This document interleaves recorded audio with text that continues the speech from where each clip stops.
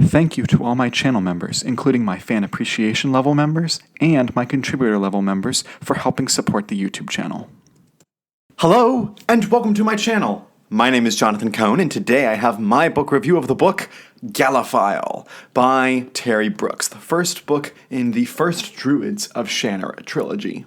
Now, I don't actually have a physical copy as I review this book because the book isn't out yet as I record this. I signed up for NetGalley a few months ago, and I put in a bunch of books that are upcoming that I wanted to see if I could get an ARC for, and I was approved for an ARC of Galaphile, and so I read it and have it ready for release day, so I'll just have to have the image on screen for it.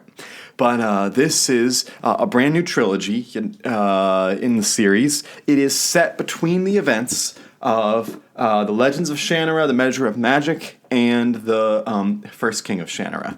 Ironically, probably my least favorite and one of my favorite Shannara novels.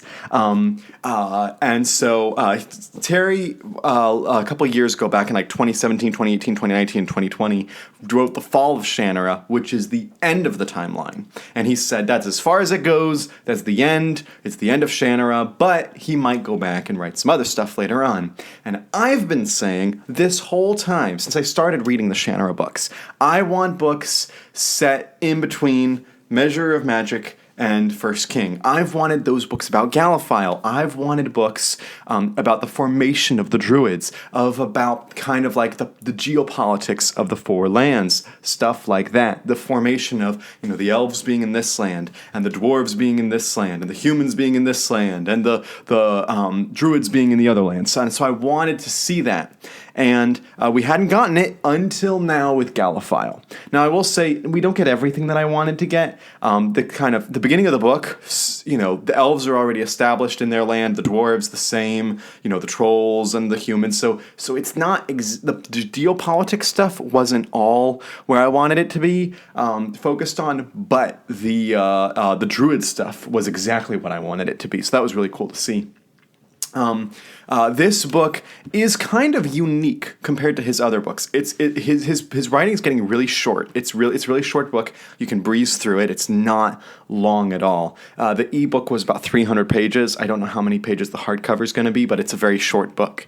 And the story just moves at an electric pace. Not only are there a ton of time jumps that keep jumping and jumping and jumping ahead in the timeline, this book covers a period of time probably longer than any other single book in the series. Like Sword of Shannara is a very small, period of time. First King of Shannara is a small period of time. Even his other trilogies and duologies and tetralogies are still like it's a fixed period. This book, however, jumps and jumps and jumps in the timeline and keeps going further and further forward.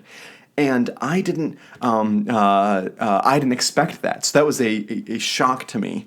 So that was, a kind of pleasant shock. But because of how fast it moved, in some ways, it didn't feel like a traditional novel. It felt almost like a Cliff Notes version because he just moved so fast. He did not slow down really at any point in the book. The book's just constantly moving forward. And at one of the points, I did kind of laugh at one of the time jumps where I was like, okay, it's getting kind of ridiculous how many time jumps you have in here.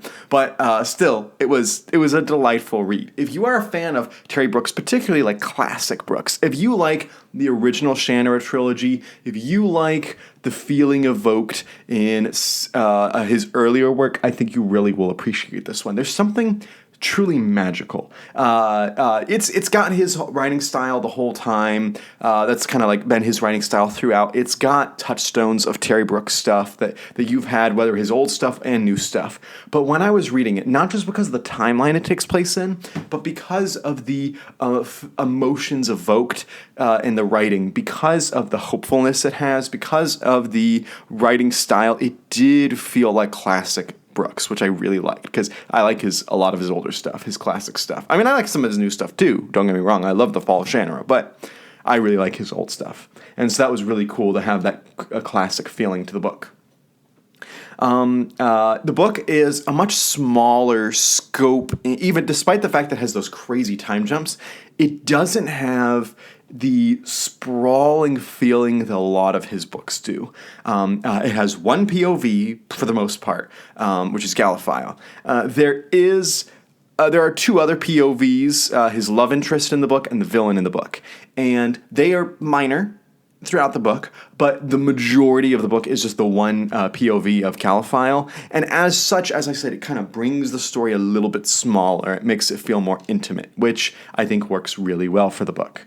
I also thought that the character of Galaphile was really interesting in this book, and I thought that he goes through quite a lot, and he has some difficult things to weigh, which Terry Brooks does a lot in his books.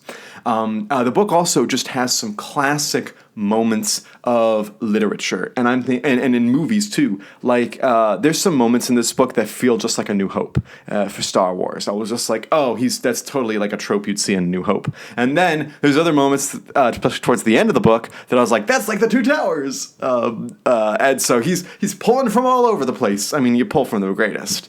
And so he did. If you're a fan of those types of things, you'll be like, I can see how that's connected. I can see what that's referencing. I can see, it's not like an actual reference. It's more just the trope, the idea comes from these other things, which was really cool. Overall, I do think that the book would have benefited from slowing down a little bit, from kind of focusing a little bit more on the characters. It does explore some deep themes that I did like. I particularly liked the themes about the future of life, the themes about parentage, the themes about when you are given a difficult situation, how to deal with such a difficult situation. I really liked all of that. So I'm really hopeful. Despite some of my criticisms of the book, I had a blast reading it. It was so much fun. It brought a sense of whimsy and wonder back to fantasy, classic feeling fantasy that I just haven't read in quite a while, except for a few other books here and there. So it was just so exciting, and I'm so excited to see where the trilogy goes. If books 2 and 3 have the time jumps that book 1 does, this will truly be a set-apart trilogy. I would guess books 2 and 3 are going to be much more tight in the storyline. I feel like he felt like he had to jump around a lot in book 1, so we'll see how books 2 and 3. But if books 2 and 3 have these time jumps, whoo boy, is it going to get interesting. But, classic Brooks stuff sprinkled throughout. The King of the Silver River is going to show up at one point. He does. So if you've read Galaphile, I know it's release day as this is releasing, but you might see this right after release. So if you've read Galaphile, let me know your thoughts in the comments section down below. And are you excited to read the book? Let me know everything in the comments down below. And until next time, I'm Jonathan, and thank you for watching.